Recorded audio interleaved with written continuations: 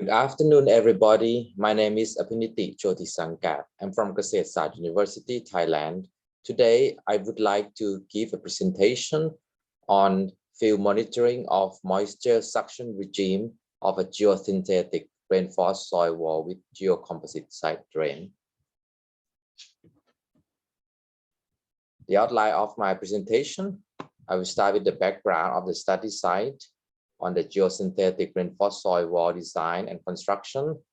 Then I will talk about the field monitoring and the monitoring results, and then I will conclude.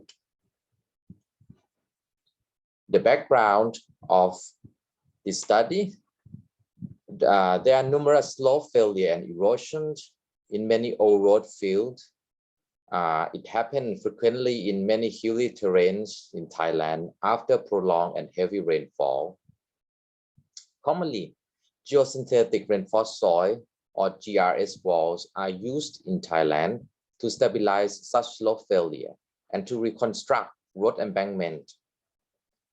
And it has been well known that the performance of GRS wall largely depends on the weather, in particular the poor water pressure condition in the field. However, the in-situ monitoring behavior of the moisture or water pressure regime of the reinforced field in such GRS wall is very scarce. So it is the objective of this study to fill in such gap. Now let me explain to you about our study site. Our study site is located along the rural road in Kanchanaburi province in the western part of Thailand. This GRS wall was built to rectify the slide, which are characterized with a failure depth of 3 to 5 meters, whose upper scarp reached the half of the road surface. An extensive program of instrumentation was installed to monitor the pore water pressure and moisture regime and the variation in the wall to evaluate the long-term performance of this GRS wall.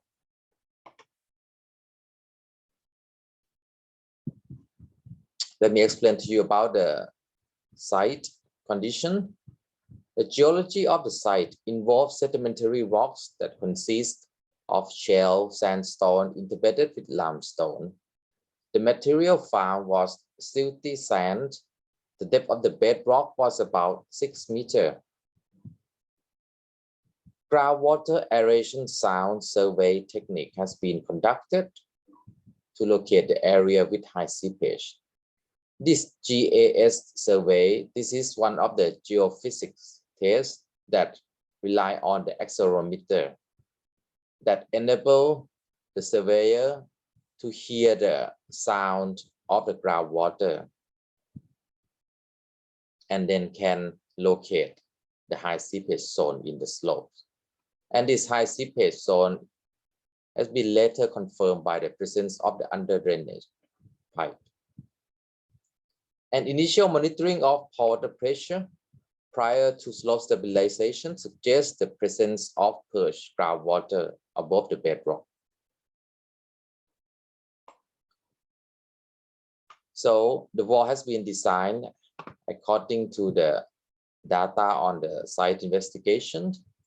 The design of the wall, which has been finalized at 6.5 meters high, was carried out according to FHWA standard. Geogrids with a tensile strength of 21.2 kilonewton per meter and 42.4 kilonewton per meter were used as reinforcement with the embedment length of 4.5 meters. The backfill soil was compacted at 95% modified Proctor. A drainage board with 30 centimeters in thickness was used, was laid subvertically at the back of the field in order to divert the seepage that could come from the site. And in addition, 3 layers of non-woven geotextiles were placed around the mid-height of the field in order to act as capillary barrier and as a drainage. The water pressure in the field, however, was assumed to be zero in the design calculation. So the long-term monitoring program was carried out to investigate this assumption. Now let me show you some photographs during the construction. So this shows during the excavation, after the under drainage has been laid, reinforcement and side dam has been installed, compaction of the field, quality assurance using the standard sand cone field density test, instruments including TDR soil moisture sensor, and the casing pipe for the tensiometers has been placed during the construction.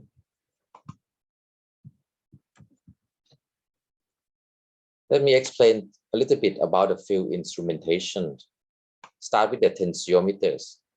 The tensiometers have been installed to monitor the water pressure both in the positive and the negative range, i.e. the metric suction in the compacted field.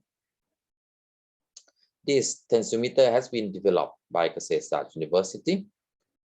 First, the PVC casing was installed during the construction, and then with a small drill bit to create a small hole for the tensiometer tip, and the tensiometer is inserted into the hole and covered on the top of the borehole to prevent the entry of the water.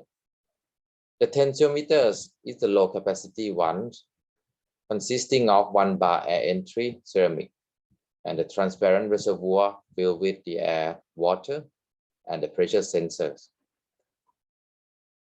There are 5 tensiometers in total installed in this location. Regarding the moisture sensors, these moisture sensors use the time domain refractometry principle, and the sensors were calibrated in a strong acrylic box in which the same material as in the field was compacted to the same dry density with varying moisture contents. Effects of overburden pressure stress on the calibration curve was also investigated and found to be quite small. This is a typical calibration curve between the volumetric water content and the voltage reading from the sensors. In total, there were 8 TDR sensors installed in the field. The data logger used in this study was developed in-house at Kasetsart using Arduino microcontroller. The device could take up to 16 channel output from the sensors with a tipping bucket rain gauge. The system was powered on site using solar panels and a 9-volt battery.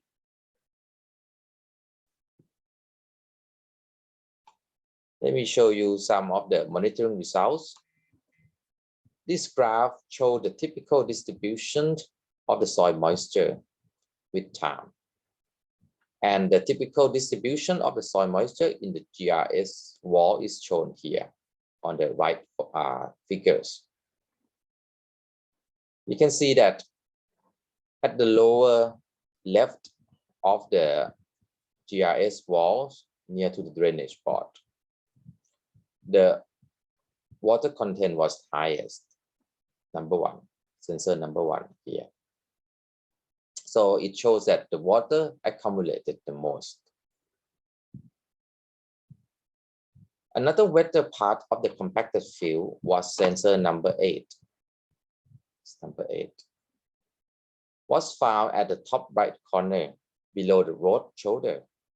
And this was believed to be due to the infiltration through the joint between the concrete shoulder and the asphaltic road surface. In addition, the presence of the geotextile sheet appeared to help impede any further infiltration downwards, as evidenced in the much lower water content down at TDR number 2, near the wall toe. So now let's have a look at the water pressure. The fluctuation of the water pressure in response to rainfall was largest at about 1 meter below the ground surface. while the water pressure was stable elsewhere throughout the year. And this is in agreement with the volumetric water content observed earlier. Interestingly, while suction or negative water pressure were observed in other parts of the field, a minimum positive water pressure was observed at around 3 meters deep near the drainage geotextile sheet. However, this water pressure was very small, just only 1 kilopascal. And below the geotextile sheet, the water pressure reduced rapidly to negative pressure, which may be an indication of the capillary barrier effect of the geotextile sheet. And this is a topic that is worth further investigation. So to conclude, the study investigated moisture suction regime in the geosynthetic-reinforced soil using an array of soil moisture sensors and tensiometers developed at Kasetsart University. There are more fluctuating response of water pressure due to the rainfalls far at the shallow depths below the shoulder, while at the other depths, the water pressure was more stable. This could be an indication of infiltration through the crack between shoulder and road surface. And below the geotextile sheet that were intentionally placed at mid-height of the field, the water pressure reduced rapidly to a negative value, which may be an indication of the capillary barrier effect of the geotextile sheet. The knowledge of water and water pressure regime in the GRS wall presented here can be used for proper maintenance and more effective design in the future. So I would like to acknowledge a number of organizations that help support this research, including the Department of Rural Road, Department of Civil Engineering, Faculty of Engineering, Kasetsart University, Thailand, as well as Green Ground Solutions Company. Thank you very much for your attention.